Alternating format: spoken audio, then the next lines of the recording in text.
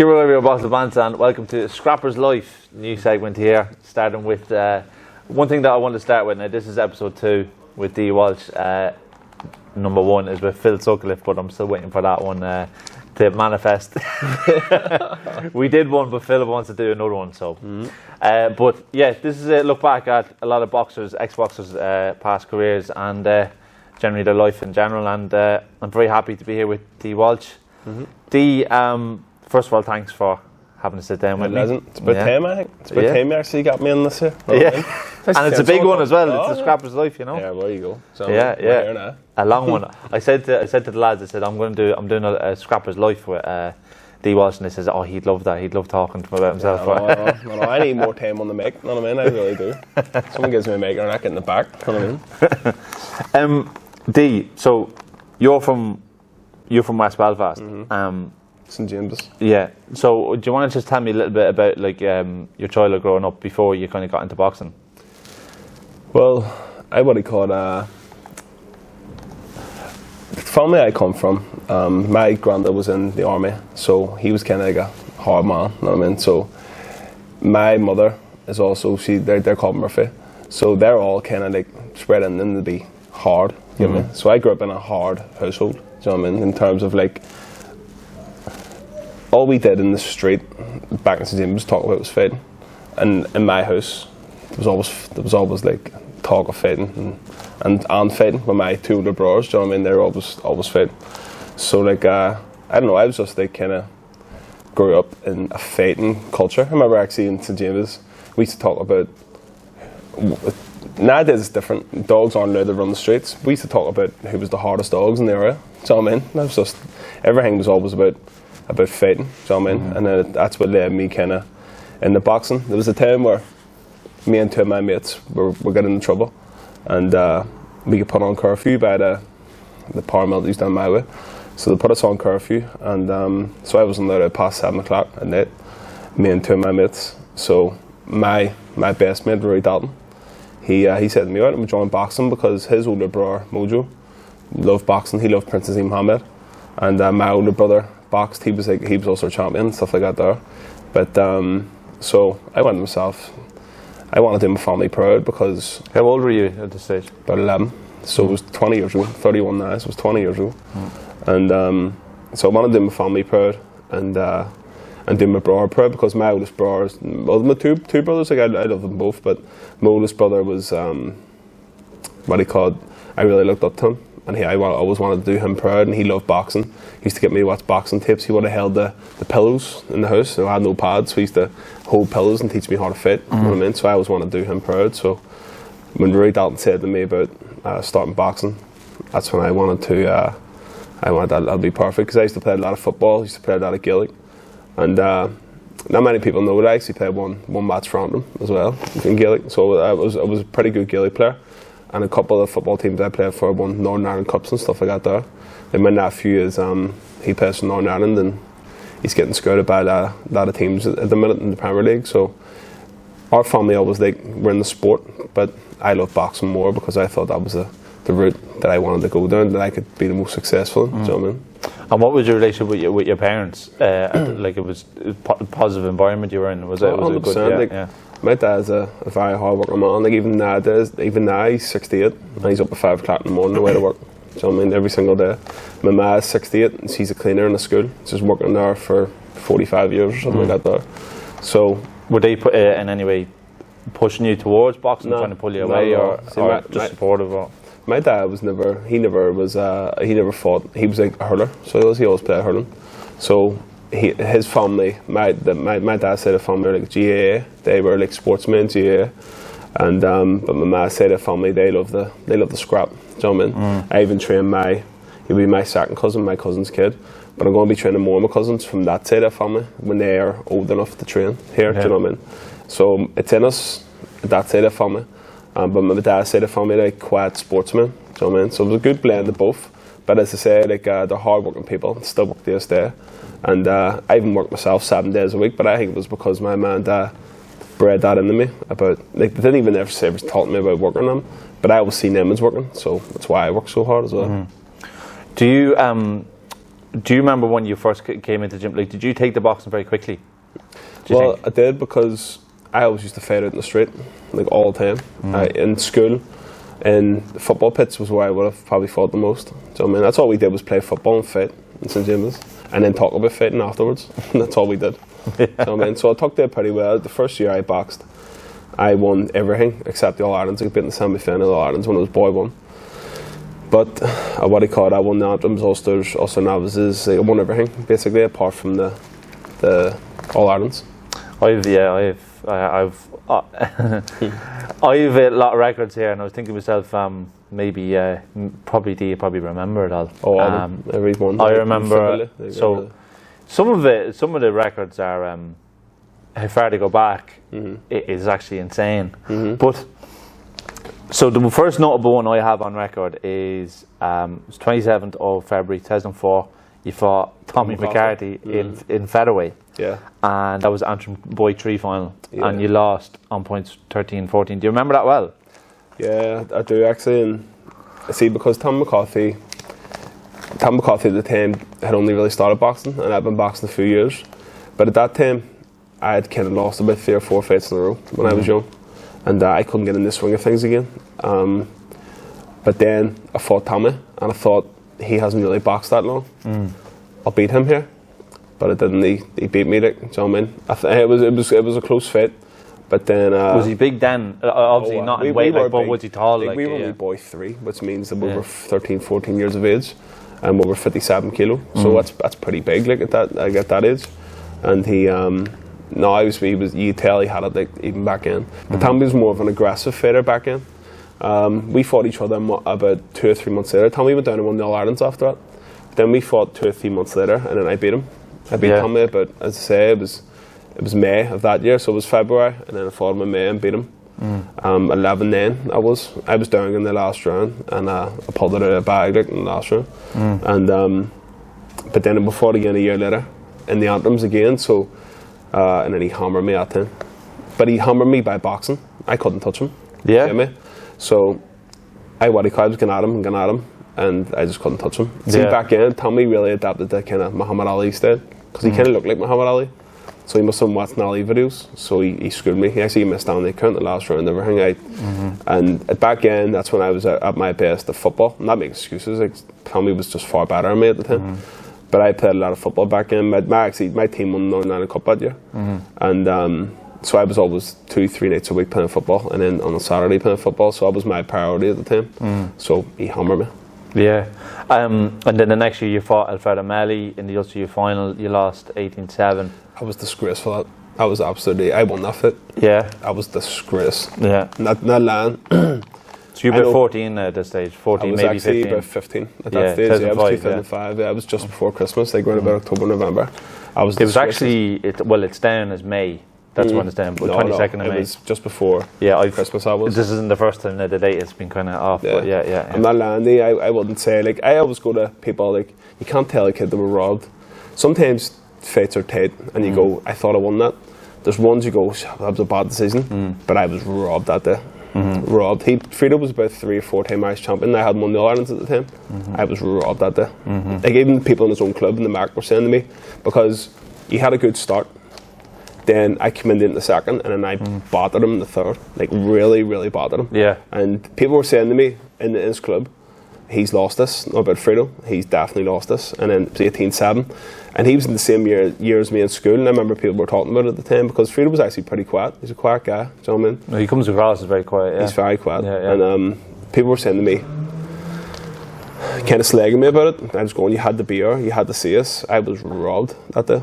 But it is what it is. You know what I mean? Actually, it made me a better fighter, made me train harder. Frito actually moved up like 2 weights after that. You know what I mean? So yeah. But I beat Frito 2 times before that too. You know what I mean? In the CYPs and the Ulsters. Yeah. But then I was to make it 2 each, because he beat me boy 2. I beat him twice in boy 2. He beat me boy 2, and then he beat me in the Ulster final. So 2 each. Yeah.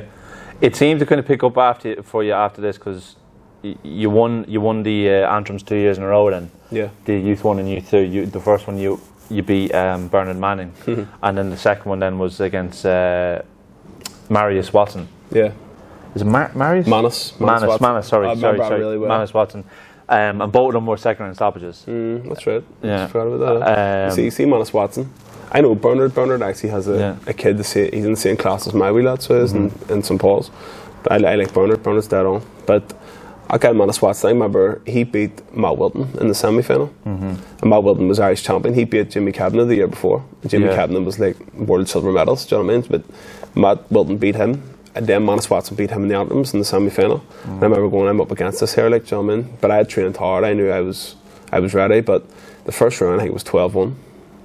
I did absolutely school them. And then the second round, I stopped them, give them two stand accounts. Yeah. I was good. I actually think I got boxed at the tournament that time in the Anthems. I wouldn't be able to tell you that now, but I think you just turned 17. So it was the 9th of March 2007. This is mad. I haven't talked about this in about 10 years. And the reason why I knew this was a good year for you, because then you were only 17 and you entered the under-19s. And you actually had a really long... This is only 2 months later. And you had a long run up to the final. So you had the prelims where you beat Dean Parnell. You stopped him in the second round. Then the quarters the next day was James Farron. Oh, that was good. That was one of my best ever wins. That was razor sharp. 11-10 win to you. Yeah. And then Mark Fitzpatrick in semi-final. That was actually a count back. That was 21-21. Yeah. I was 14-7 down in the last round. Yeah. And then I absolutely destroyed him in the last round. Yeah. So I ended up 21 each. At Summitside, I beat him, scored 14 points in the last round. And it was only 2-minute rounds back then, so that was a really, really tight fight. But see, the thing is, that guy Fitzpatrick, he boxed for Riverside in Cork. The year before, Rory O'Donoghue beat me in the final of the All-Irelands from the same club, and he beat me like 19-3. It was bad scoring, but he did beat me, like, do you know what I mean? He missed on the count the final in the last round and stuff. But I was actually really, I was really happy to beat him at the time, because, as I say, he was probably their best boxer. So it just showed how much I improved that year. Yeah. But James Farron, I had to say about James Farron, I can remember before I fit, I can honestly say, he was like 5-time Irish champion. He beat Kakachi and stuff like that, and Kakachi beat him too. But he was really, really good. I can remember actually saying before, because it was like he was like a year or two older than me. I remember saying, like, I'm actually happy to say I fought James Farron. And next minute I went in and beat him. Yeah. Couldn't believe it. I actually was shocked when I beat him. Yeah. You know what I mean? I won the fight, like, but I was shocked when I beat him. And then, obviously, as I spoke to you before in person, you fought Phil then, Phil Sutcliffe Jr. in the final. You lost 16-11. Do you remember that fight? Well, that was your last fight at 64 kilo. Do you remember that fight well? Oh, 100%. Like the guy Dean Parnell, like, I stopped him. I was the underdog against James Farron. I was underdog against a guy Fitzpatrick. But in the final, I went, because Phil Sutcliffe, I don't think I'd won the All-Irelands at the time. I think it was his first All-Ireland that he won. Yeah. And I'd seen him. He actually knocked somebody out in the semi-final. But I wasn't really impressed with him. And I went, this is the fight. Actually, because I hadn't won the All-Irelands at the time, it was actually the fourth All-Ireland final that I was in. And I was going, like, I can't believe I'm going to actually get the certificate, the cup, the medal. I was like, I can't believe. Like, I was so, like, confident in getting that fight. But I think he was like 9-1 up at the end of the first round. And then the next 3 rounds, I think I probably won the next 3 rounds. But it wasn't enough to win. He actually hit me a shot that was the hardest shot I've ever hit in my life. You told me about this. Yeah. I actually remember, this is mad, right? He hit me a shot that, do you remember that show, Everybody Hates Chris? Yeah. He hit me a shot, and for like 100th of a second, I thought I was in my living room watching Everybody Hates Chris. It's mad. I can never, but he didn't rock me, my legs didn't go. Yeah. I just went in there a wee stir for like half a second. Yeah. But that's the half a second I thought I was in my living room watching Everybody Hates Chris. Can't even explain it, was mad. Joyce said the same. You know, he said he hit me, and like they had some really good fights, but he said that one particularly when the elites, he said he hit him, and I remember it. He said he felt like he was looking over himself, you know, but like you, Phil was the same in terms of getting robbed and stuff like that. Like at that time when he actually stopped him, he was something like the scorecards were ridiculous. He only had 2 points. He was down, and he had dropped him and everything like twice. Because John Joyce was 2-0 up. Yeah. And I think it finished like 2-1 or 2 each. Yeah. By the time he knocked him out. So you go, how's that work? Yeah. But John Joyce, he was a golden boy. He was just back from the Olympics at the time. Yeah. He beat by Felix Diaz in the quarters, and the Felix Diaz won to get the gold medal. So so you can understand why that it was like that. Yeah. Because when you're a golden boy, you're hard to beat. Yeah. So, I mean, And the next year, he said that wasn't his best win. He said the next year was his best win ever because he actually outpointed him. 24 even. Yeah. 24 because I think John Joyce was a wee bit weary of the Axel part. It felt so hard. Yeah. I wasn't there at the time. I was away in America at that time, and I was boxing for Ulster against New Jersey and New York. Mark Conlon, Stephen Donnelly. It was a brilliant team went away at the time, and but. Remember my mates were saying they were down watching it because Rory Dalton got beat by Conor Hearn that day. Rory Dalton, my best mate, so a crowd of my mates went down to watch him, and they were talking about Phil Sutcliffe and how good he was that day against John Joyce. But he told me he was very aware of you though as well. His dad kept saying you're going to have to be on it today against this fella. Like he said he was very, very aware of your ability. But the next year, you kind of had a frustrating time, I think, in the Ulsters as well as All Ireland's. But the next year, just tells me you fought Shane McKeown in the quarters of the Ulster Elites. You lost 17. You'd gone up to 69 kilo now at this stage. And then you fought Christy Boyle in the under-19s prelims, and you lost 14-7. He actually beat me like 3-4 times. Christy Boyle, he was a nightmare. He beat everybody, and he was like a skill out of 10. He was like a 1, but I see his work rate and how fit he was. No one could beat him. Like he beat in the final by David Joe Joyce that year, but David Joe Joyce went on to win the bronze in the World Championships. So that weight that year was really, really good. Like I mean, like Conrad Cummings get knocked out that year by Davy Joe Joyce, and Chrissy Boyd beat Conrad Cummings as well. And me and Conrad had a couple of fights together, and they got weight that year. Bernard Rowe and all was there. Like that weight was unbelievable. So not only, I think no matter who would have went that weight in Ireland, probably would have got a medal in the World Championships. It was that good. And then the next year, you fought in the Elites again against Noel Summers. In the prelims, you beat him. And then you fought Fergal Redmond in the quarters and you lost 9-8. That was a 69 again. I think that's my most embarrassing loss. See, that particular one? Yeah, CM Days, I was like, all I did was work hard. I never ever thought about boxing. So I never ever actually thought hit, not get hit. I was just all about work rate. And as I say, Fergal Redmond, like I was by far the most embarrassing loss I've ever had in my life. Like really, really bad. I was actually really depressed after that, to be honest with you. What was it? It was because like he boxed you, worked you. He was like 29. I was 18, 19. Right. So I mean, I actually thought I won the fight. I'm not going to lie. I really did think I won. My coach was going mad that night whenever he won, because he thought I won as well. So I mean, because I rocked him in the second, I think it was, and the referee kind of jumped in, Martin Fantasy. I'll never forget that. And he jumped in and he was like kind of fixing, Fergal Redmond's head gear. But I actually think I was a lead hook I hit him with, I'll never forget it. On the ropes beside my corner, in the red corner. And Martin Fantasy jumped in, so my coach was going crazy at the referee. Yeah. And he recovered, and I kind of blew up a wee bit in terms of fitness. So it's funny that I'll never forget that. Like, that was the most embarrassing loss I've ever had in my life. See, I actually try not to talk about that. I think it's on my record on Box Rack. It's bad. It probably, like I'll check later on, but it probably is. But it's on in the archives here. But it's funny you say that the dark arts, in the ring in amateurs. Like I remember Tony Bellew saying in a story where he was fighting, I think it was the ABA final, and he thought, like, he says, I have him, and he clipped him with a shot, and the guy was hurt. He clipped him again, and the guy went on the ground, and just as the guy was about to beat the 10 count, he put his glove under his helmet and snapped the clip here, to give more time. And then when Tony Bellew saw that, he went absolutely mad, like, you fucking rat and everything, and they had to break them up, the referee and stuff. So then he ended up having like a minute to recover, but the dark arts, and then the same year, then you fought in the Ulsters against Conor Coyle in the Elites in the quarterfinals. You beat him 8-4, and then you fought Michael Bustard in the semis and lost 7-6. Like, see Bustard, I honestly, I love him. He's a brilliant guy, lovely guy. But I think I won that fight also. I think I lost like maybe 5-6 fights by a point out of like 10 fights that year. So I mean, every fight was tight, and no matter if it was someone good or it was someone who wasn't really that good, like I always lost by a point. But that's another one. It's probably one of my most embarrassing losses, because Michael could have been, like, Michael beat Freedom Mealy, beat a guy called Matthew Johnson, stuff like that there, who were like all Ireland champions in Antrim. But I think I was like the second time he beat me. Yeah. And he also beat me by a point before when we were like 14. See me? And it was, as I say, I used to be really embarrassed. I actually got to a point where, because I was telling people, shit, I thought I won that fight. I actually thought I was robbed that fight. I thought I won that fight. I actually stopped telling people that I was fighting.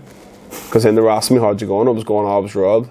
I thought I won that. And they started going to me, you've robbed every fight. And they're going, well, that is what it is. Like, you know what I mean? So I just stopped telling people I was fighting. Afterwards, I worked in the barbers.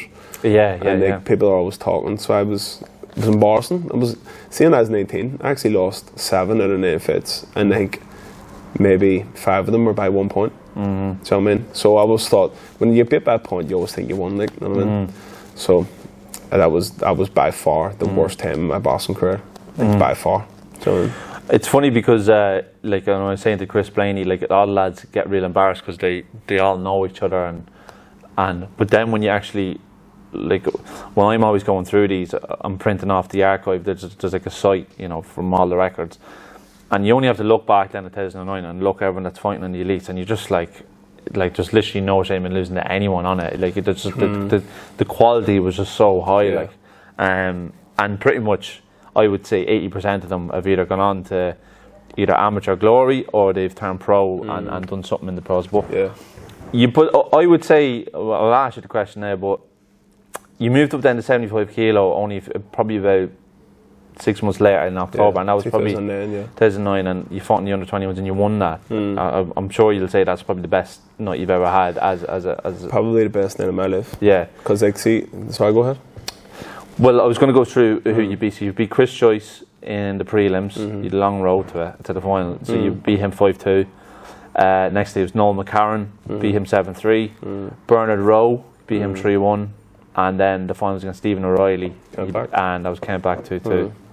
You see, when I fought Christy Joyce, I can remember him. He was a year younger than me, and he was some makers of thighs. One of Joyce's. That's John Joe Joyce's younger brother, and he was actually pretty good when he was younger. And I think I went back to the corner, and I was 2-0 down at the end of the first round. But Mickey Hawkins said to me, because I'd moved, I joined Holy Trinity at the time, and Holy Trinity, because I'd never won All-Irelands on them, they didn't really care about me. So I mean, so I was left at the bags. But what that done was, all the studying that I've ever done my whole life in terms of boxing, like, if I told you the many hours that I've studied boxing, you would think I wasn't right in the head. And I'm probably not right in the head because of the much studying I've done in boxing. But I was like, this is my chance now, because I was left at the bag, no one cared about me. Conrad Cummings joined the club at the same time. He was Irish under-18 champion at 75 kilo. He beat Bernard Rowe in the final. So everybody was like, kind of loved Conrad and didn't really care about me because I wasn't an Ireland champion. So I was left at the back, but I used that opportunity to do what I wanted. Like, that's the time where I used to go forward, fight, hands up. But then after that, I started boxing with my hands down. Because I used to love Princess Mohammed, Floyd Mayweather, Pernell Whitaker, Roy Jones, Ali, Sugar Ray Leonard, Sugar Ray Robinson. I think they were the best fighters. I started studying people after I had so many losses and says, I'm going to start studying people who have scurry records, like Mayweather's never been beat. I think Sugar Ray Robinson was like 150 and 1 at one stage. Like, it's something scurry like that. Yeah. Leonard is unbelievable. Pernell Whitaker's head movement, brilliant. Roy Jones in his prime, no one beats him. So I started going, like, what are they doing that makes them great? So I started finding patterns in what they were doing. So when I was left at the bag in Holy Trinity when no one cared about me, I started practicing what they were doing. And then it started working. I started sparring, and it started working. And then all of a sudden, I went from getting beat by someone like Fergal Redmond, which is so embarrassing. Do you know what I mean? So I actually, as I say, I don't even tell people that I even fought Fergal Redmond. I hope he's not watching this.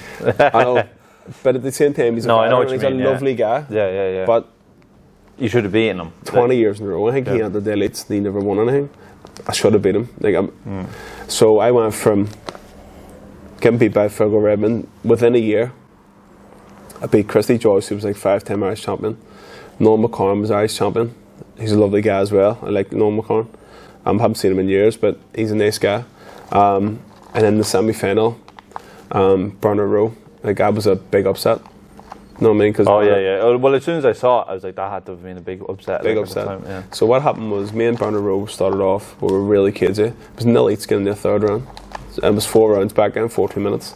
So I can never forget it. I wasn't engaged, and the referee told us to fight a few times now because it was more throwing punches. Yeah. But I knew once he throws a certain shot, because I knew he threw a certain shot, I'm going to get him here.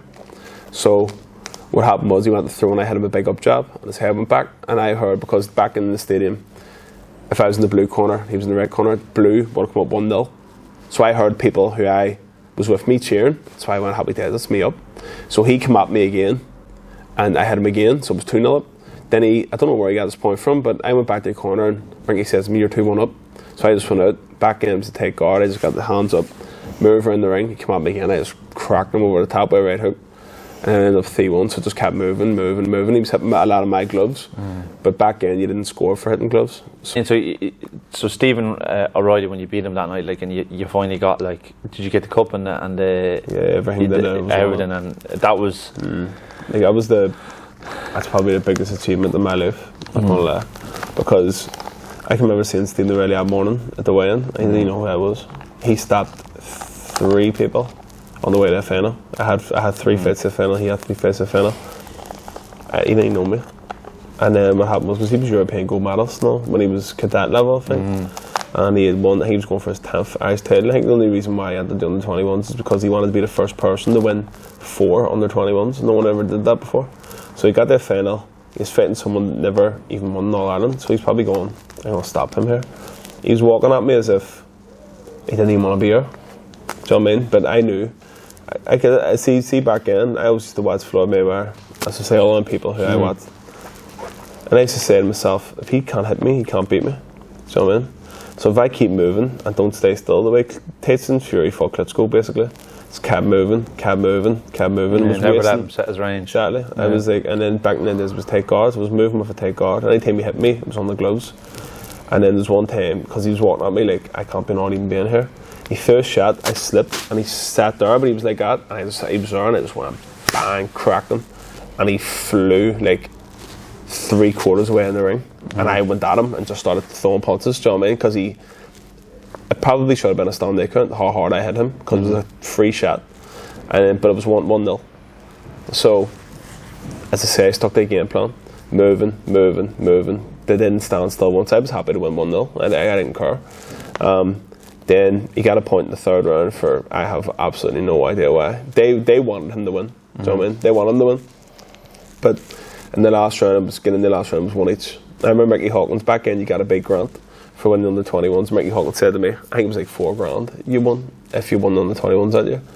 And he says, if you win this round, you win $4,000. Do you know what I mean? So I went out, and I can remember I had to take guard. He kept going jab, right hook that body, left hook that body, but I was catching it, so he wasn't getting no points. So he went jab, right hook that body, and he was there, and I just went bang, cracked him, 2-1 up. I heard everybody cheering, going mad, because I had a big crowd down me that time, and they were going crazy because that was my 5th All Ireland final, and I'd never won any. And so I was running, and then I stood still again, done the same thing, jab, right hook, bang, hit him again. And he got a point for it. I can remember all the crowd I had were all booing, all going crazy. It was 2 each. They were all going, what was that about? You know what I mean? Like, how did he get that point? You know what I mean? He actually didn't hit me at all. Like, the only time he hit me was on the gloves, back in the take guard days. So it was 2 each. But I can remember going back to the corner and going, there was at least 1 or 2 judges who give him that point, hit the button for me. So I was going, I think I've won this here. Like, do you know what I mean? So it was 6-4 and coming back. And as I say, that was probably the happiest moment of my life, not gonna lie. Like, even I can remember my dad and all, like, near crying. I see, like, gets me emotional thinking about it. So, man, yeah. Absolutely brilliant. Not long after, actually, you fought Eamonn O'Kane in the Ulster final. You lost 11-3. Like, your confidence at that stage must have been like sky high. Like, it was only about 4 months later. And I imagine obviously it was disappointing losing that in the final. Do you remember that well? You see that on that week, I had a up and down week in terms of like people I fought. See, I fought a guy called Matthew Johnson. I think I mentioned him earlier on there. He's from Bangor. But see, when we were younger, Matthew Johnson was like multiple Irish champion, and he was from Abbey in Bangor, as I say. And there was one time he fought when I got beat by Frito in the semi-final of the Antons Boy 2. After I beat Frito twice that year, in the final, Matthew Johnson stopped Fredo in the first round. So I was always kind of a wee bit scared of him. Not going to lie, I was always like fear of him. I used to find out what weight he was going, and I used to kind of dodge and go the other way. But by that stage, I was the man when we fought. And the first round, he was 2-0 up. He was 2-0 up. He actually hit me a headbutt. I went at him. He went at me. It was an accidental. He's a nice guy, Matthew Johnson. But he dropped me. That's the only time I've ever been dropped in my life. And I got up, and the referee gave me a standing count. I couldn't see from here down. That's the way. You ever see when you look at the light too long and you're kind of blind?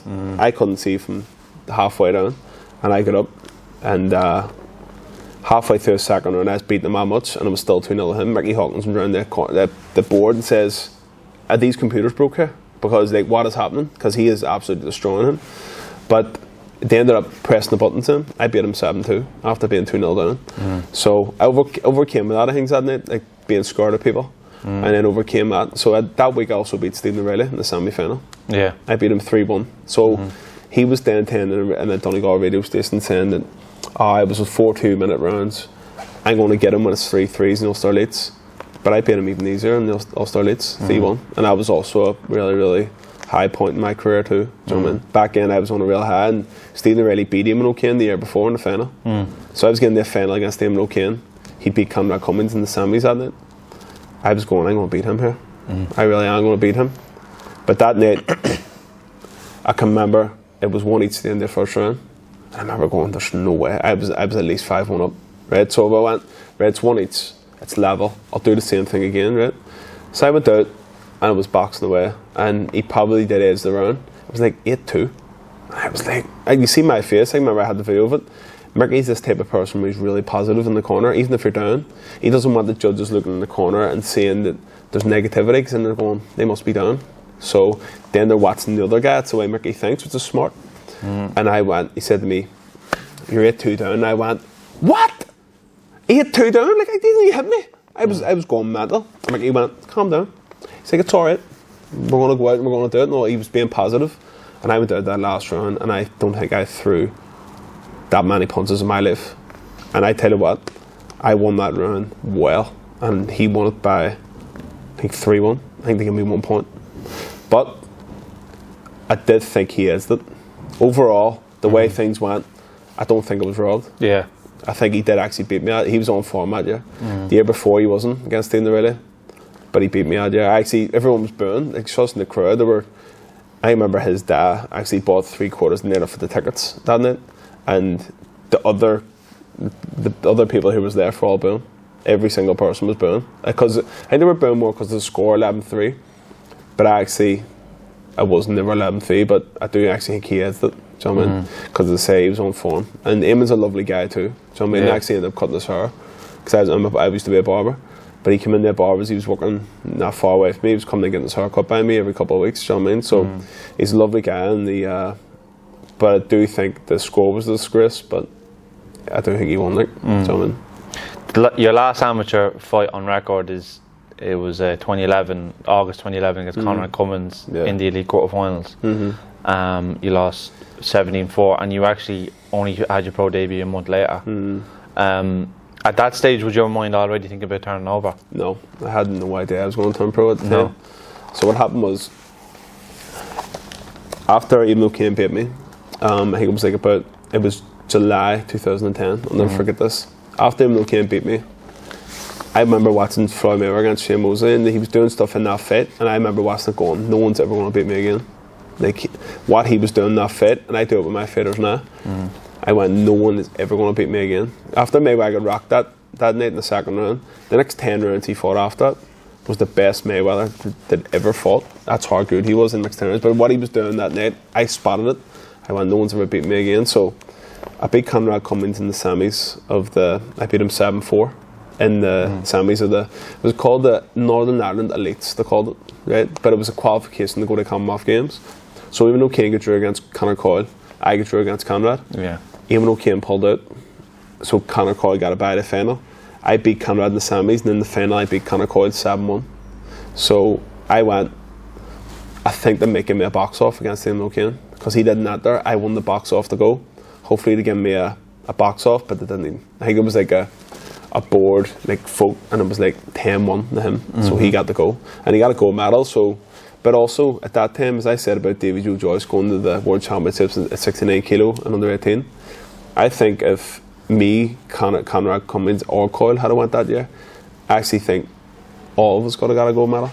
So I mean, because there was a world number 1 at that weight that year, Vijender Singh, he beat the semi-final by Anthony Ogogo. Eamonn O'Kane beat Anthony Ogogo in the final. I think it was like 14-3 he beat him. And Anthony Ogogo ended up getting an Olympic bronze medal a couple of years later. But see, at that stage in Ulster, it was really high level. Me, Conor Coyle ended up getting bronze at the Commonwealth Games. Conrad Cummins should have probably stayed on a wee bit longer on Major, because he was top 10 in the world at one stage. Am I right in saying everyone tells me that everyone hated Conrad when he was an amateur, because if you beat him, he was shouting robbery and going crazy, and then if he beat you, he was dead nice to you, you know. And Chris Blaine, he said he used to cheer for other people that he was fighting, you know. But Conrad actually is a lovely fella. It was what? We were both Holy Trinity. Yeah. So I mean, so at the time I fought Conrad, the last time I ever lost, what happened was within that year, Conrad ended up going from a 5 out of 10 to an 8 out of 10. He got hard, he gets strength. I can remember when I beat him, he was like weighing light at 75 kilo. But I can remember the morning that I fought him, because we were in the same hotel, he had to lose like 2 kilo. That's how big he was at the time, so I'm in. And I was sitting like 72 kilo. I actually came from, what happened was, a month after I beat Conrad and I beat Coyle, I went to Ann Appa a month later, and they were saying punch machines. I punched it, and I've drunk probably about 14 times my whole life. You know what I mean? I don't drink, don't take drugs. And I punched it, but I punched right through it and actually punched the machine. You actually see my knuckle here, it's like sitting out. So my hand went up like a bat. I was out of boxing for a year after that, because I had to go and get I couldn't move my finger past here, and now I can get it to here. Like, it's a wee bit wonky and stuff like that there. So I trained for like 4 weeks for the competition that I fought Conrad. And as I say, within that year, Conrad had went high. Like, he beat China. I got a guy from China, was like top 10 in the world. He got robbed against Don O'Neill, I think it was 3-2. And it was a weird situation what happened there. I don't know if you've ever heard about that, but they stopped it a minute early, and then they had done the decision, got the headgears back on, let them fight for the last minute. It was weird, but they didn't want Conrad to win that time. Do you know what I mean? That's a long story, but Conrad went from there till there. Yeah. And then at the same time, I probably went from there till there, because I hadn't boxing so long. So I got in, and after 30 seconds, the guy called Mark O'Hara, who boxed for Holy Trinity, he beat Sean McComb that day. So it was Holy Trinity against Holy Trinity and Holy Trinity against Holy Trinity that day. And Mark gave me his dad to get down to 75 kilo. But I lost like 20 kilo in 4 weeks. And I remember eating that protein bar that day, and I had about 3 bites of it and went, I can't eat that no more. So after 30 seconds I fought Conrad, I was in survival mode. I had nothing left at all. And he hammered me. He absolutely destroyed me. I actually remember having 2 black eyes and all after it. And I never really get hit, ever. But I was destroyed that day. Absolutely destroyed. And it was hard to take too, because we're both Holy Trinity. Yeah. So I mean, same club. And but at the same time, Conrad's a lovely guy. I mean, him actually talk off and stuff like that there. But I destroyed me that day. And I was devastated over it, because I beat him the year before. Handy enough. Yeah. You know what I mean? And so, how did it come about you turned pro? So I can remember I was in the barbers, and Tony Dunlap was just like walking by one day, just talking away, and he was like saying about turning pro, but he was really, really, really close friends with Gary Head at the time, and Gary Head had heard about me, and that it was a good fighter and whatnot, and he took a liking to me. So he had like Levan, Gamachava, Regondo, and then he signed me. So he was my manager, and as I said, I bumped into him in the barbers one day, and he just messaged me and says, "Do you want to turn pro?" And I says, "Yeah." And he says to me, "We'll go up to Glen." The time the McCullochs were here at the time, so Levan Gamachava trained by the McCullochs.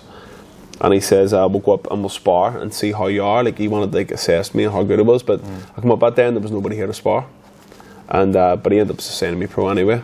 And he says you can announce it on Facebook and all stuff like that. I think he got like 20 likes or something. Facebook was different back then, you know what I mean? And saying I was going pro, and see, because I used to hit and move, everybody thought I was going to be an idiot. I was just going to be crap, a journeyman when I turned pro, because I used to hit and move. But people don't understand that I fought for so long going forward too. Yeah. So, but I just choose to box in amateur because that's the way the system was in the scoring system. So, but everybody thought I was a wee tippy tappy fighter, but it ended up not being that way at all. Yeah. It's funny when you talk about that, like, because one thing I would say probably well, in my opinion, is one of the most overused words in Irish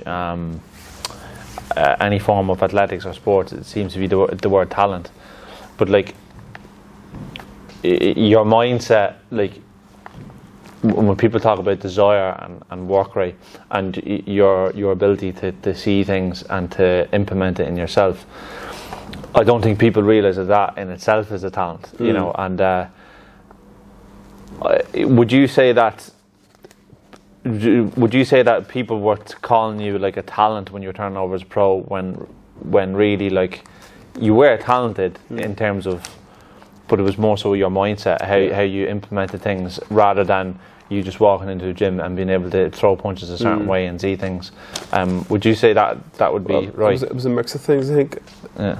One, it's because I fought so much when I was a kid. I used to fight every day. Yeah, like Prince Nazim, everyone used to always say he was talented, but if you actually ask people who were in the gym with him, they say, well, not really, because he was there since he was 7 years old. Yeah, 100%. And he was training all the time. Yeah. First one in, last one out.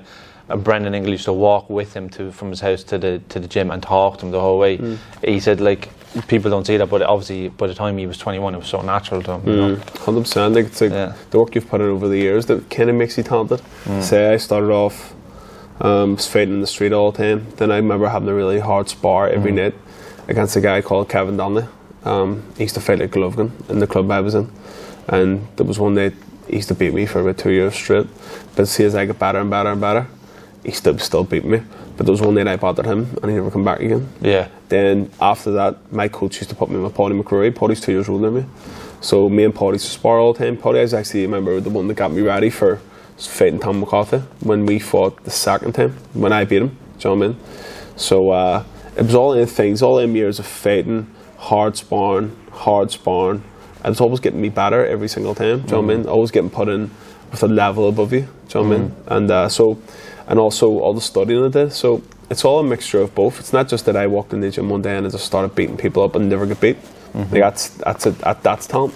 I probably don't even think I really was talented. And when you think about it, it's the hard work that I put in, plus the hard spars I had, plus the coaching that I had too. Like, do you know what I mean? Like, as a guy, Frankie McCourt was the person who I trained with from I was 11 till I was 19, and then our club packed in, and that's why I went to Holy Trinity. So it was a mixture of a whole lot of things. Do you know what I mean? You wonder, like, so some people say that they're talented and they don't get anywhere near the level that people expect them to, and that's what I think Alex Ferguson used to always say. He was like, he bet into the players that, I'm telling you now, hard work is a talent. He says it is a talent because 100%. Talent itself is hard work is talent. Yeah. So I mean, mindset's talent. And Owen's one of those people that is accredited to that. 100%. How much he's improved. Like, I've seen Owen spar people who would be considered talented and beat them up. So it's hard work itself is a talent. Do you know what I mean? But I think I had a blend of everything. Yeah. Do you know what I mean? Over the years, and that's what made me talented. Funny enough here, so your debut, so it was on Tyson Fury undercard in King's Hall in Belfast, and you fought someone who's just in the next room. You fought Jared Healy, and Jared had one fight at the time. That was at 157 and a quarter, give or take, you know. But that was 4-rounder, and you won that 39-37. But how did it end up that you fought Jared? Because for a debut, that wouldn't be. Like, so what happened was Gary Head was the one that mixed it there. Yeah. Because I knew Jared, and I remember actually sitting when I beat Conor Coyle 7-1. I remember sitting watching Jared watching me, and he was like cheering everything on, and like when I was doing it, he was going like unbelievable. No, he was like really happy for me. Like, you know what I mean? And Jared's one of the type of people. If you're his mate, you're his mate. You know what I mean? And I always loved Jared, always. I actually remember before the fight, he was hugging me and all too. Like, you know what I mean? That's what way we always were. He's a lovely guy. But what happened was how we came about the fight each other. Like, I don't think Guy wanted to pay for someone to come in from Hungary or something like that. It's going to cost more money at the end of the day. Do you know what I mean? Yeah. So he went over to Jared, and in that change room, Aaron Glenn, and says to him, because he said Guy would have been knocking about up here because Levan Gomachava was here. Yeah. Jared and Levan were in the same camp, and the McCullochs and stuff like that. So he went into Jared and says, would you fight Dee Walsh? And Jared says, like, he's a mate of mine, like, I don't want to fight him, like, no, I mean, he said he'd fight you. No, I mean, I didn't say I'd fight him, no, I mean. And he said, and Jared went, alright, well, I'll fight him, man. No, I mean. So Jared messaged me on Facebook, says, see, we're fighting on the Taste for on the card, and I went, no way, mate, who are you fighting? And he went, you? And I went, no way, like, no one told me. No, I mean, he was like, no, I heard you wanted to fight me. That's the bravado coming out inside you, you know. It's like it's a man thing. You know what I mean? You're not going back from a fight, especially being from West Belfast. You know what I mean? Like, George's a hard man. Yeah. Jamie Moore said that when I interviewed. He said he was the British title holder and Matthew Macklin was mandatory, and Brian Peter was kind of saying to him, look, you're going to bigger and better things. Would you not vacate it and go on to a European title, whatever? And he says, because if you don't, you're going to have to fight Macklin. And because he said that, he went, tell him now, I'll fight him now. Tell him now. And his coaches were like, you don't have to take this fight, come on. He's like, no. He said I'm going to have to vacate, so I'm fighting him. But like that's, It's a man thing. It's pride. It's ego. That's what I mean. So. And then your next fight then, Lee Noble, that was in Rotherham. You fought in the undercard of Kigala, Chris Eubank. I think that was... apart from going to Spain, that was your only other fight abroad. And Lee had an incredible enough record. He 13 and 20. See what happened to Lee Noble? Gary Hay messaged me and says, Phil Fury pulled out of the fight against Lee Noble. They were fighting for the English title over 10 rounds. And he says, do you want to fight him instead over 4 rounds? And I went and watched him against Billy Joe Saunders because Lee Noble was a journeyman. He walked in and just stood there with his hands up. Billy Joe Saunders was just like messing about with him, stuff like that there. And I went, I'll beat him, no problem. Do you know what I mean? But I hadn't realised the fact that he'd been training for a 10 rounder against Phil Fury.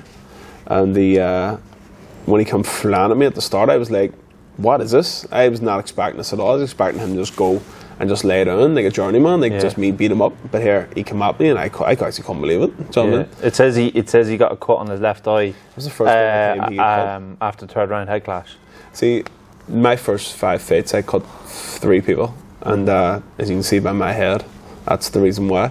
But because I always hit and always have exit plans the way out, if they clash heads with me, they're done. Do you know what I mean?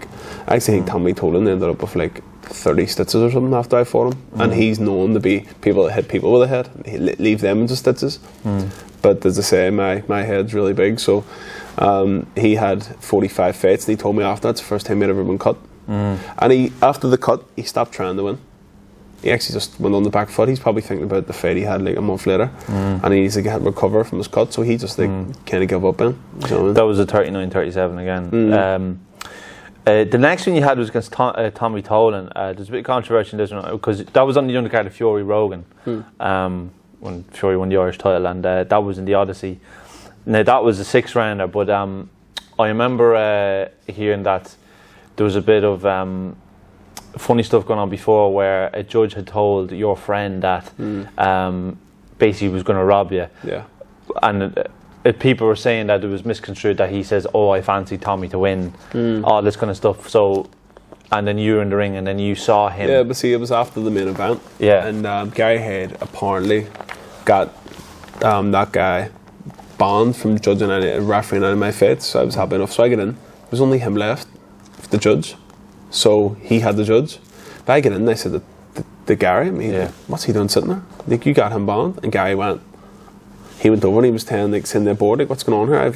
I've got him, supposedly had him banned from refereeing a dozen any fights. But Gary was saying to me, it was I sold 400 or 500 tickets at it, and because it was a local rivalry and stuff like that there, and because he's from a mile away from me in Balmurphy, Balmurphy's rough area. I'm from St James, do you know what I mean? And Tommy's well known to be a hard man, stuff like that there. So when I went in, Gary was saying to me, get out, you're not fighting.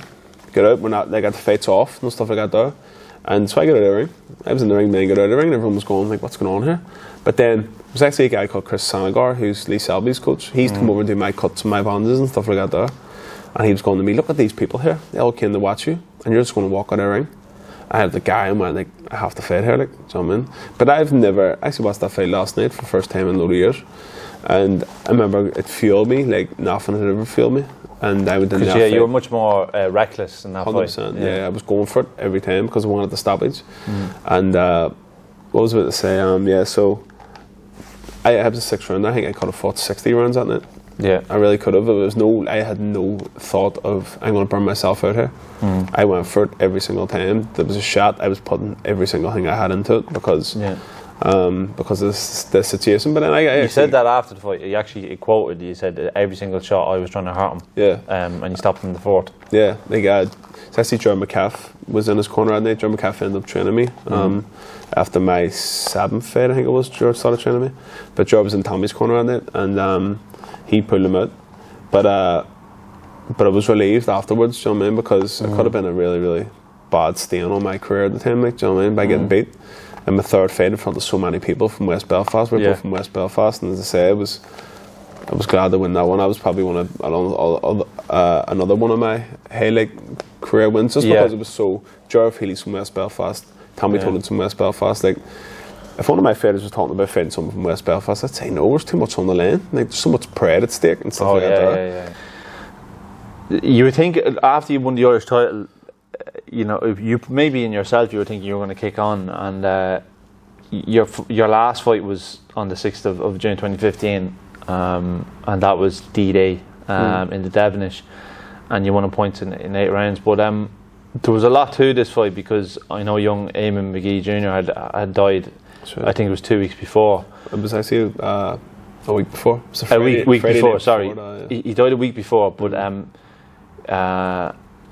I remember hearing a story that you had said that you were actually contemplating not fighting because your last spar with him, he actually got the better of you. Yeah. He was good. So it was.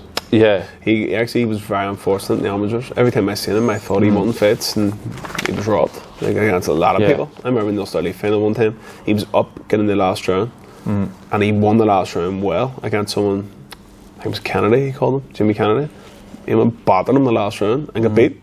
Eamonn Magee, the dad, was in the presenting trophy final. He was blocked, and to give it to Kennedy, everyone was going, "Whoa, how did that happen?" Do you know what I mean? Yeah, mad.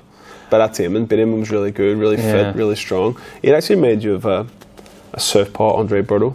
Remember Andre Berto, or like a Victor Ortiz? They can't have the same type of style. He's burning to us. He was really, really good. And like, even though after the fight, like when I watched interviews with you after the fight, you were really upbeat in terms of like, well, you seemed like you were upbeat. You were talking about like, this is just going to kick me on now to better things, and Mark Dunlop was singing your praise. But it wasn't until a few years later that you said, like, you know, you said I was suffering really bad with depression at the time. I remember being gloved up, ready to walk in the ring, and I just wanted to be by myself. And you said, I remember someone asked me, what's wrong? Like, and you said you felt like crying. And you said actually it was your best performance. You said it was my favourite one to date. But you at that point you'd kind of fallen out of love with boxing. Like, what was it in particular? Do you think it was? Was it just complete depression, or was it just you just had no interest in the sport anymore? It was a whole mixture of things. Like, I think the biggest thing, I could give you 10 reasons why I packed it in. I think the biggest thing of all was I couldn't control my weight. Like, I was eating ice cubes for like a week before the fight. That's when I was training twice a day in sweat rooms with sweatsuits on. I can remember like sparring 10 rounds, like the week and a half before it. I used to lose like maybe 10 kilo in 10 days, but it was the worst way possible. Like, I wasn't eating. Like, there's so much more easier ways to do it, but I had no nutritional advice back then. Like, boxing back then was like a caveman sport. This is only 2015, and no one was giving me any nutritional advice. It was just like basic crap, basically. So I was sparring 10 rounds, 4 different people at a time. People I had actually beat before were getting in and absolutely emptying me in the spars. Like, I mean, like, hurting me, like, do you know what I mean? Not hurt me where my legs were going, but I couldn't even hold my hands up. That's how tired I was. So I would have sparred 10 rounds on the Wednesday, 10 rounds on the Thursday morning with no food, and then you were getting beat twice as bad. So I think it was a lot of things where, like, I hadn't got it in me. I didn't love boxing no more, to train hard, which then meant that my weight was sky high, which then meant I had to starve myself, which meant that I was getting beat up sparring, so I had no confidence against people who I beat before. I think it was the kids getting in and destroying me. That's how bad it was, do you know what I mean? And I had no energy. It was making me even more depressed. I actually remember getting up. This is how much I hated boxing at the time, like, do you know what I mean?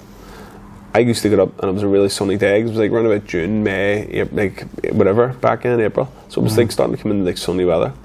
I was getting up and it was a sunny day, and I would have said to myself, lovely, sunny days, it's cloud, and then I would have went, I have to train twice a day. I used to go, man, I don't have it in me to do this. Do you know what I mean? So I used to train, spar 10 rounds, 4 different people, get the head batter clean off me, go a 7-mile run that night. Because I never used to do no weights or conditioning or anything, I just used to run and box. But then see towards the end, I used to go put the run off an hour, then put off another hour, put off another hour, and then not go run at all. So I was only really training like four or five times a week because I hated boxing so much. I didn't even want to look at the gym, didn't want to run, hated every second of it. And then like I actually couldn't even listen to music and all the time. I was so depressed. Like see if you get a happy feeling by listening to music. I couldn't get that because I was like, I have to train twice a day with no food in me. Every day was just horrible back then, like every single second of every day. And it's even if I had to take a day off, I wouldn't have to go first tomorrow again. Every day was just horrible. Do you know what I mean? And then, as I said, and actually my thing is too, I probably box better than them, which was weird. But I try to explain it to the kids I train. Like I say, like before I fight in the last one, like I say I was near crying. So I mean, like, but that made me fight better because I didn't want to get hit down. Like, I try to explain to my kids there's even loads of kids fighting this weekend here, and I try to like, speak to them and tell them how they're feeling, why they're feeling that way, and how it's going to actually benefit them, rather than them being overcome by nerves and anxiety and stuff like that. I actually train a couple of kids with autism, and thankfully I've been through what your man goes through in a fight, so I can actually kind of talk to them and like break it down in small terms, like what they're going through and stuff like that there, so they're able to perform better in the ring. Do you know what I mean? Rather than be overcome by anxiety or nerves or stuff like that there. Like after that, then you didn't immediately decide to retire, but I think you did a few things to kind of relight the fire within you, and you went out to the Mayweather Boxing Club, thinking that would kind of spark something within you, and that actually kind of killed it off almost, didn't it? Big time. Was that soon after your last fight, or? That was September. It was a week before Mayweather fought Berto. It was more or less his last fight. He fought McGregor and he fought that Japanese guy, and then their man Paul after. But this was his really last fight when he went 49-0. So I got to the gym that told me Mayweather was going to be here in another hour, and I was like, no way, I can't believe this. This is unbelievable. And then when I went in, I was only white person there too. Do you know what I mean? So I'm not going to like cry racism. Like that's ridiculous, right? But they didn't want me there. Nobody wanted me there. So I'd got it organised with Jeff Mayweather on Twitter. I was writing to him on Twitter, saying about sparring. Then there was another girl there who was a photographer in the Mayweather gym, and I was talking to her, and I got it organised. I wanted to do a doghouse, like fight till someone quits. So I get in, no one wanted me or no one was talking to me. I see Theopian blank me. Like I actually think he's crap, not gonna lie. I was actually, see he blanked me, I went, I kill him. Like I actually slap a head clean off him. And he blanked me, you know what I mean? So I remember like going, like, who's he think he is? But I noticed that he wasn't the only person. Like, see, when you're in that Mayweather gym, you adapt that approach. You turn into a horrible person. That's what I gathered when I was there for the half an hour that was there. And I was looking about and going, like, these people aren't really that good. Like, I'd spar everyone easy, and I reckon I'd do them all in. Do you know what I mean? Because I had trained for it. I actually was training in the gym, and I was sparring like half an hour, 40 minutes straight with different people. I was a wee bit better back then because I wasn't making weight because I had no fights coming up, so I was sparring pretty good. So I was like, I'd beat everybody in here, do you know what I mean? But then after a while, when I was standing about, I actually went over to ask Roger Mayweather for a picture, and he just went and he just looked at me, just looked away. I went, I've hated this man my whole life, like, you know what I mean? And I went and talked to him, he just blanked me, so I asked him again, he just went to me, no. And I went, I hated this man, like, do you know what I mean? And so I was looking about, when I went over and hit the bag again, I was looking about, and I seen how they were talking, how they were acting, and I went, as I said, I've been getting on like this for the last couple of years. Yeah. And that's when I actually wised up to myself and went, there's no one in the world could ever make me that type of person. Yeah. Ever. You said there's no way I wanted to be like those people. They were all trying to copy Mayweather, and I just remember thinking, if these people act like this, what is Mayweather? That's exactly what I thought. That's exactly what I thought. I didn't even want to meet him. If that's the way they are, there is we cronies. He must be the most horrible person that ever lived. So that's why I went myself. Now I actually got my stuff and just left. Yeah, and you said, so that extinguished any thoughts of me coming back to boxing. As a boxer, you need to be like the Mayweathers and McGregors. You need to flaunt yourself and put yourself out there.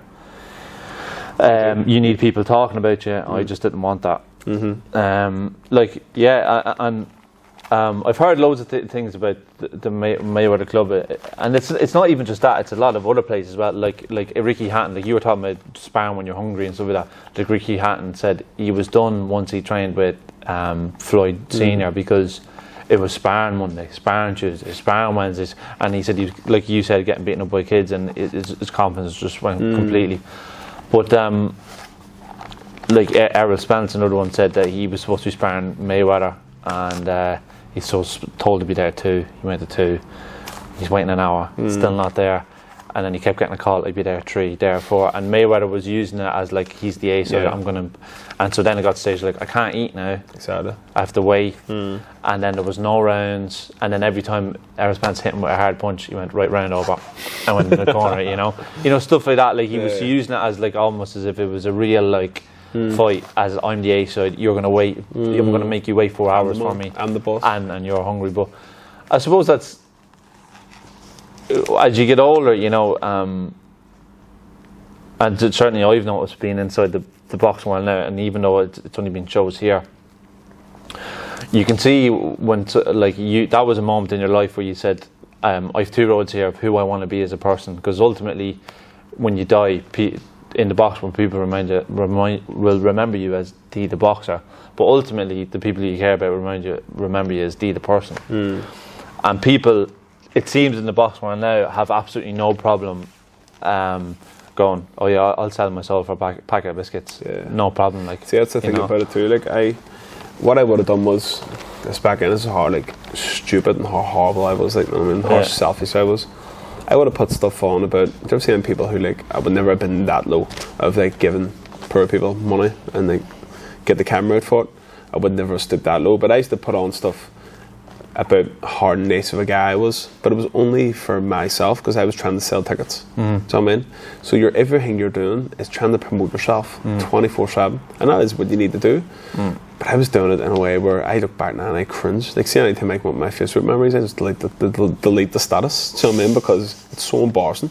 Like I see through myself now even more, and I go, like, that's so cringy. Do you know what I mean? So I would have done stuff so much just to sell my soul, to sell tickets. But as I say, that's how horrible boxing is sometimes. You kind of need to do it. Yeah, it's like, and that's what a lot of those guys had done.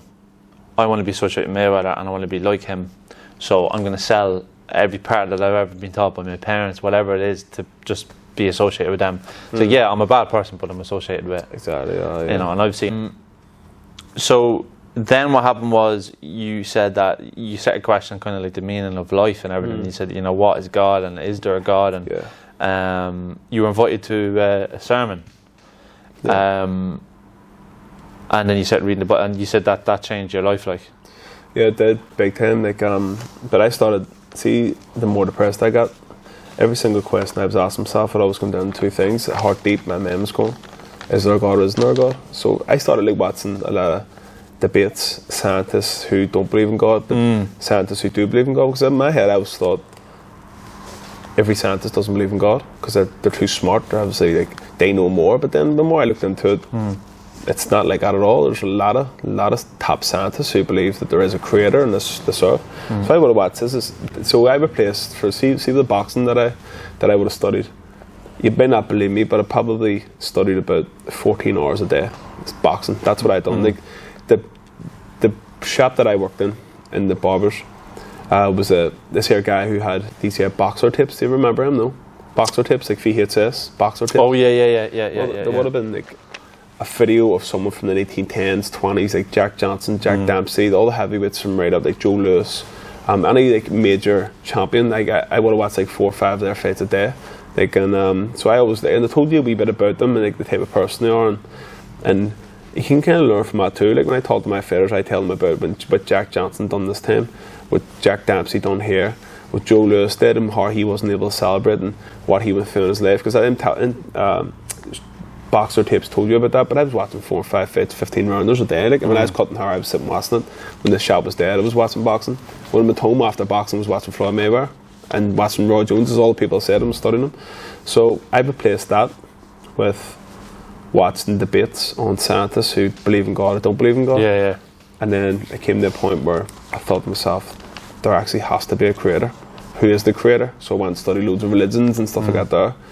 And then it came the fact that the Bible is the number one. Like that's the one that made everything click for me in terms of like, see, I'm a type of person where, like even in boxing, see if something isn't working, I kind of can't, I would go weeks it can't sit right with me. I go like, how's that not working? Like what do I do?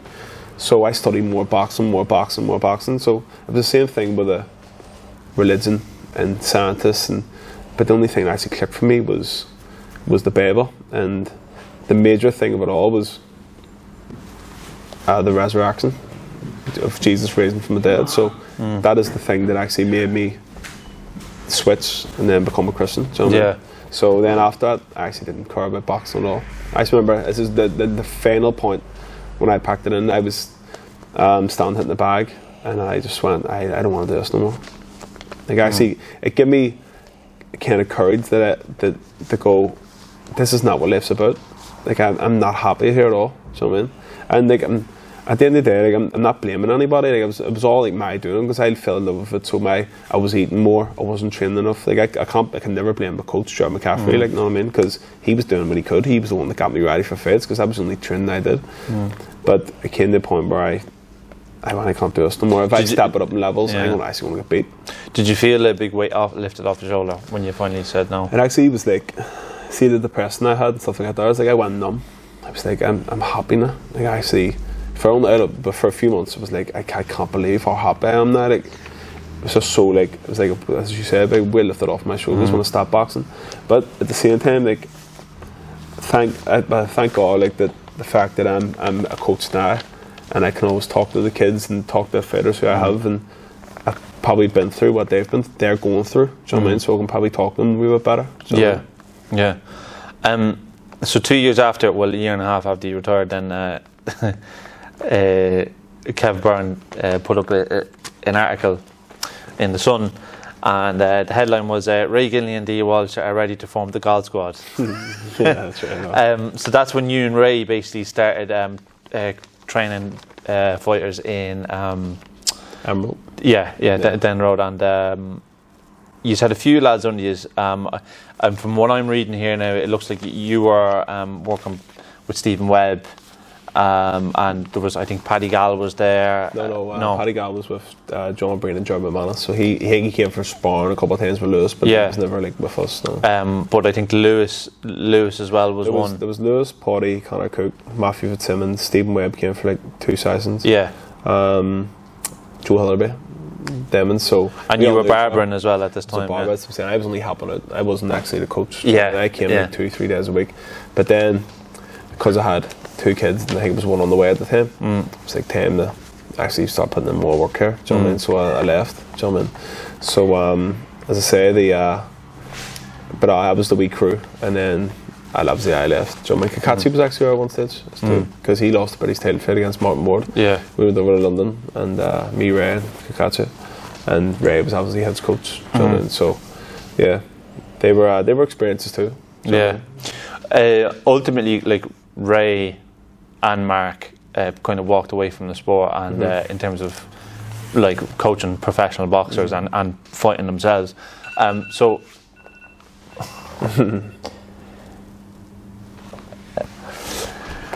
so Ray and Mark ultimately walked away from the sport themselves from boxing and from coaching. And so when was it really the particular time where you kind of really went head first into coaching? Because then there was a point where you actually walked away from barbering and went full time with coaching. When was that? What was that point?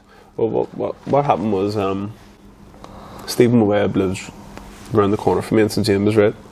And he said to me, "Is there any chance that you can train me, get me ready up until like 3 weeks before my fight? I'm going to go to Manchester for Kieran Farrell." Kieran Farrell was going to manage him at the time. So after that, what happened was Kieran Farrell and Stephen fell out. So Stephen was there for no coach. So I just continued to train him. Do you know what I mean? I think we trained for like 10 months or something. Do you know what I mean? All the guy. And he never got a fight. His fights kept getting called off. Big long stories in the end. That's another story. And then Stephen he was with John McManus then after that. But I was training Conor Cook. So training Conor Cook, Rory Dalton came back from America at the time. So I was training Rory Dalton and Conor Cook. And then came to a point where German Manus packed it in over a few circumstances. That's a long story too. So Lewis 2018, 2019, around that time? 2019. It would have been 2 years near enough to a day. That's hard, like burn about then. And then German packed it in. So Lewis never had a coach. Owen only never had a coach. So they came to me, so that's basically when it really started coaching, because Paddy came that long after that and stuff like that there. So, and then Conor Quinn's here. And then you were funding it, I imagine, through PT. Yeah. So what happened was, like, I was barbering. I hated barbering. Like, I mean, like, barbering and school are the two things I hated the most. See, seeing the days where I was depressed with boxing, I hated school more than I hated boxing, and I hated barbering more than I hated boxing. That's how much I hated doing it. Because I never actually planned on being there my whole life. I was a barber for 11 years, and so I then, was training people, personal training and barbering, 6 o'clock in the morning, 7 o'clock in the morning till 8, training Stephen Webb and Conor Cook at 8 till like 9 or just after, and then heading to work straight after at 9:30. So I just went, you know what, there's so many people messaging me to try to get booked in, so I just went left and started doing PT. Then after that, that's when, kind of, as I say, like 2 years ago, that's when all the fighters started to come. Do you know what I mean? So I'm happy I've made the switch anyway. When I think about it, like, you making a transition as a coach, and now you're at the position where you look at, like, say, Paul, you know, and Lewis, they've got to this point now where they both have belts, and they're essentially like European level or a high level of domestic in terms of the British UK market. And for all yous, it's almost like unknown waters now for all yous. You as a coach and them as boxers. When you've turned over as a coach with them from the start, like, have you ever questioned yourself many times? Or the only time we've actually really questioned myself is when Lewis was fighting Louis Green for the European title, because when we were out, it was like a lot of coaches there who were like older, do you know what I mean? And it was a wee bit intimidating. So I'm going to myself, like, I'm the youngest coach here by probably 20 years, and Lewis is the main event, fighting for the European title. I was going to myself, like, am I the man for the job here? But then what I always do is, anytime I ever question myself like that, I always think about the coaches who I know, who did it before me, and they're not that good. Like, I mean, that's being nice. They're not that good of coaches. So when I do that, as I say, I compare myself to the people who have done it, and I know them. So I always end up going to myself, nah, I know what I'm doing. And I think it's kind of proven so far anyway that what I'm doing is right. You get me? And we'll see as the levels go up how right I am, basically. Do you know what I mean? Because I've got my finger in all the pies, like, in terms of, like, I've got semi-pro fighters, I've got kids, I've got, like, elite fighters, I've got pros. So I'm, like, always, like, getting as much experience as I can. To say, like, all the kids I train, nobody's got beat yet. Do you know what I mean? The pros who I train, nobody's got beat yet. And there's a competition this weekend, a really hard one. And I know I'm going to learn more, even from being in that too. Like, so I think as time goes on, I'm going to try to master it more and more. But so far, I'm doing pretty good. And that day will probably come when someone finally does lose, and it'll probably be a strange feeling. But it would hurt. Like, I'm not going to lie, I don't take losses well. I really, really don't. Even when I could beat myself back in them days, like, got me down, and because, like, I'm, like, so emotionally attached to my fighters, and I love them. Two people, It's like me getting beat, even though it may sound selfish, because it's not about me. So I mean, I'm only a coach, but because I know them, because I know what it at the feet feels like, it would hurt me as much as it would hurt them. So me personally, so I coached football for years. I coached. I lived in America for like 6 years, coaching professionally, and I did my degree in it and stuff like that. And I remember we'd always have to do these tournaments. So we'd take kids, and I'd have like 3 teams. Then one of them would be at the bottom of their league, and the other one would maybe be. And you'd go through such an emotional roller coaster that day because one wanted to get hammered or wanted to win or it'd be close. And you get home, you'd just be so like exhausted. It feel mentally like exhausted, like emotionally. But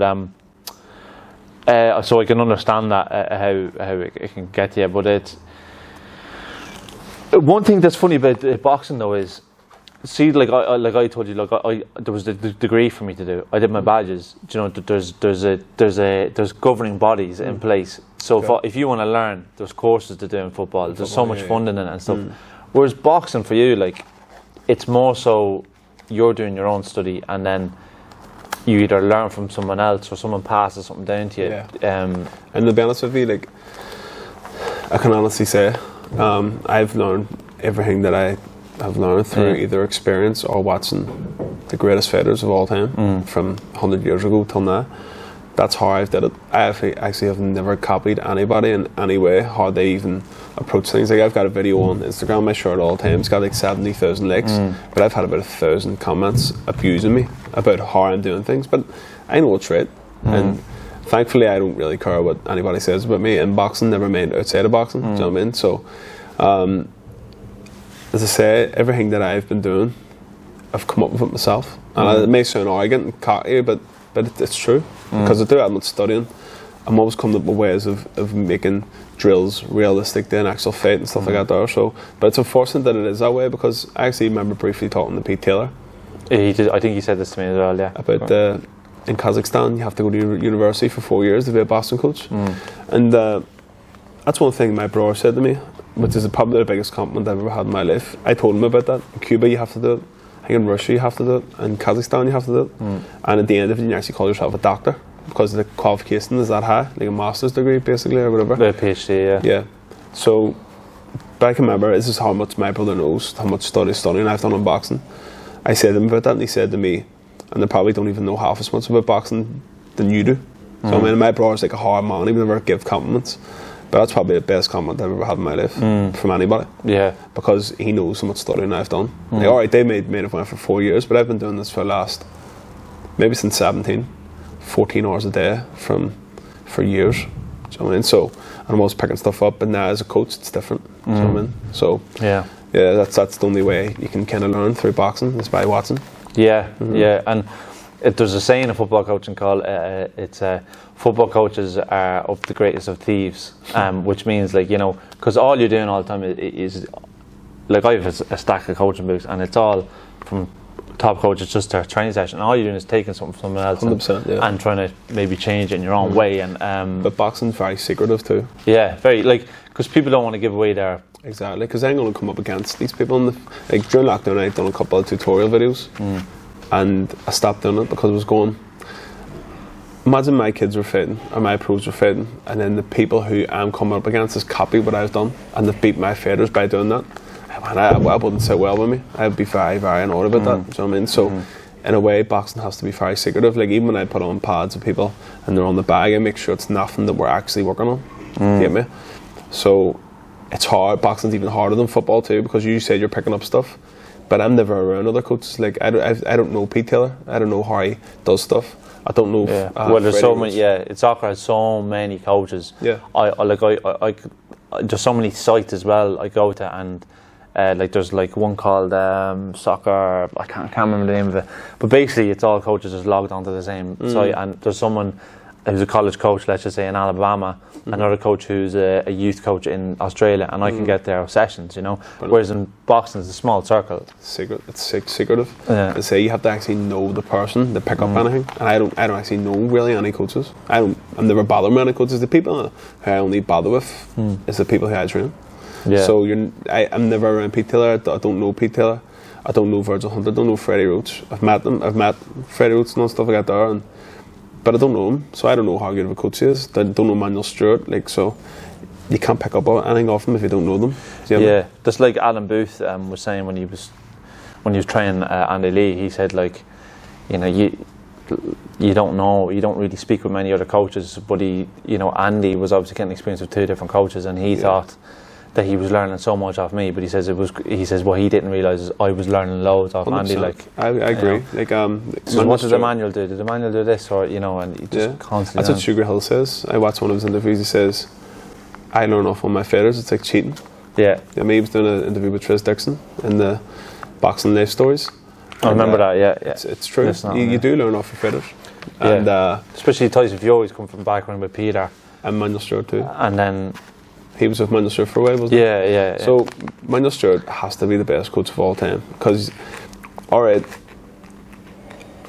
there is people who have been more successful, like Freddie Rhodes, in terms of world champions, but you have to think about it. Manuel Stewart brought people from they were kids and made them Olympic gold medals, made them world champions, like over and over and over. His kids, but Freddie Rhodes and people like that have took over. And Manny Pacquiao was already a world champion before he came to Freddie Rhodes. Josh Taylor was already a world champion before he went to Ben Davison.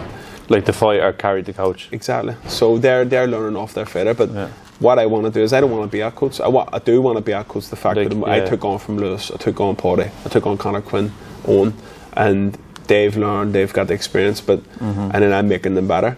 But I really want to mould a kid from day dot. That's a real coach to me. You get me? And then that shows you how great of a coach you are. Like look at the Ingles, like Brian Ingle. Yeah, I was just going to say that because I actually read Johnny Nelson's book as well, and Brandon Ingle will always say, he says, my biggest success story was not Princess Mohammed, is by an absolute mile. It was Johnny Nelson. Johnny Nelson lost his first 3 pro fights, and he lost loads of his amateur fights. He won 3 out of 12. Yeah, and he went on to be the most successful cruiserweight of all time. And he said he had no confidence. He wouldn't look at you straight. Had no ability. And he became a world champion. Yeah. I met Johnny Nelson that night when I beat Nino Bull in Sheffield. So he played kick off his fight and Swell English. Jim was our Hall Graham, and I think he's born the same day as me. He's the youngest of 6 like me. I read his book and I sent him. There's so much comparisons to me and him. He's just laughing, like, you know what I mean? But it's strange. But I think it's amazing that Johnny Nelson has done what he's done in boxing. And I try to tell the kids that too. Who I have a lot of kids who have more losses than have wins. But if you watch them now, if they get the confidence from a few wins, they're actually world class. They're world class kids who I train. And I can't wait till they turn pro, because then I'll feel like that is my fighter. Do you know what I mean? That's my fighter. It was amazing when Lewis won it. Like, it's a great achievement. Like you think about it, like there's not many coaches who have been training people for 50 years, 40 years, have a European champion, have won a European title with fighters. Yeah. And within the first couple of years I have, you get me? So it's an amazing achievement. But I look forward to the day when I have kids who are like, I have a kid now who's 10, 11, 12, I have a kid who's 13, he's 6'3", and he's the next Tyson Fury.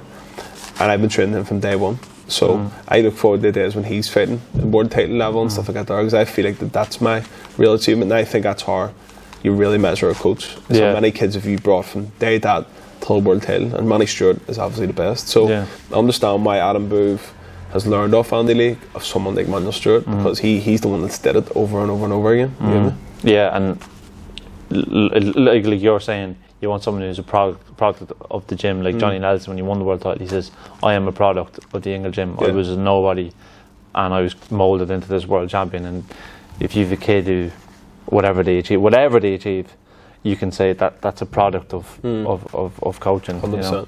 You know? Well, I think that's really it, Dee. We've got through a lot there. I'm sure very therapeutic for you. But I really, really appreciate your time. Brought back a lot of memories there that I hadn't even thought about in a long time. Some bad ones and some really emotional ones, like, you know, because I say, like, but about 10 won the title, like, you know, so really, really amazing. I enjoyed that. Yeah, no, thanks very much, Dee, and I really appreciate it. Thank you. Thanks very much.